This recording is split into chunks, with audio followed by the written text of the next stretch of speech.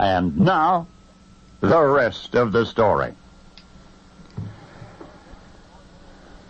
Civil War buffs, the North blew it.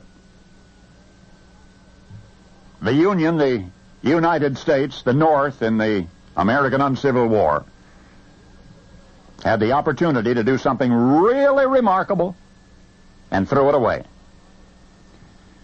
As far as I have been able to ascertain, this idea never occurred to President Lincoln, nor to his military commanders, nor to anyone north of the Mason-Dixon line, for that matter, perhaps to no one at all until right now. Right now.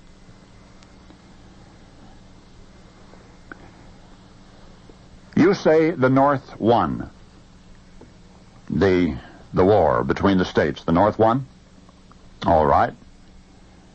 But let me tell you something might have happened. Something might have been proposed that could have assured a Northern victory immediately without one shot being fired. The cost of war, any war, is considerable. The cost of the Civil War was unimaginable. More than 600,000 Americans were killed in that conflict. More Americans than died in World War I and World War II and the Korean War. More than all of those wars put together. The Civil War lasted 4 years. During the first 27 months of fighting, the South alone lost 175,000 men. A body count bigger than any living army Robert E. Lee ever commanded.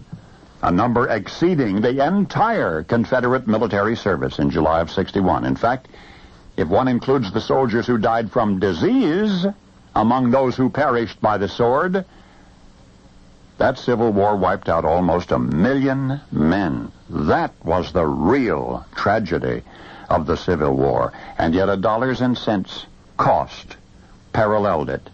Consider this. The basic infantry weapon for both sides was a particular kind of rifle, a single-shot muzzle loader, only 2 different manufacturers, but the parts were interchangeable. The price was fairly uniform, $14.93 each. Oh, I know it sounds cheap by today's standards, but between 1861 and 1865, 1,600,000 of those firearms were produced in the United States. That's almost $24 million right there.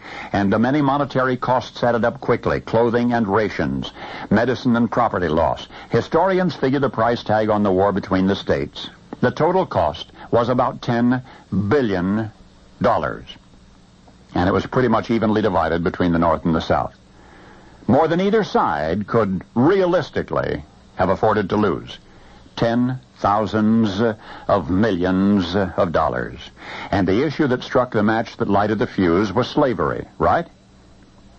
Americans, at the best auction block prices conceivable, the South owned between $2 and $3 billion worth of slaves.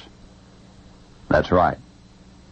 Before the first shot was fired on Fort Sumter in April of 1861, the North could have taken the $5 billion that the war was about to cost them, could have purchased all of the slaves and set them free, and had at least $2 billion left over to industrialize the agriculture of the South. Civil War buffs sometimes discuss the sin of slavery and the price of freedom. Now you know why the price was so much greater than it had to be. Now that you know the rest of the story.